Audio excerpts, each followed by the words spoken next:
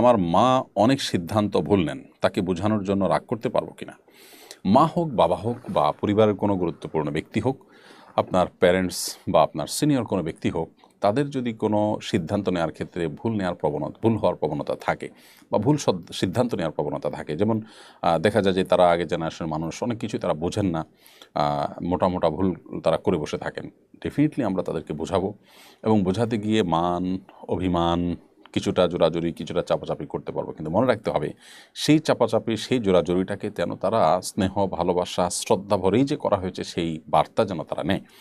আপনি যে জোরাজুরি করছেন সেটার রিডিং যদি তারা এভাবে করেন যে সে আমাকে প্রেশার ক্রিয়েট করছে বা আমার সাথে ব্যবহার খারাপ করছে, তাহলে সেটা জায়েজ হবে না।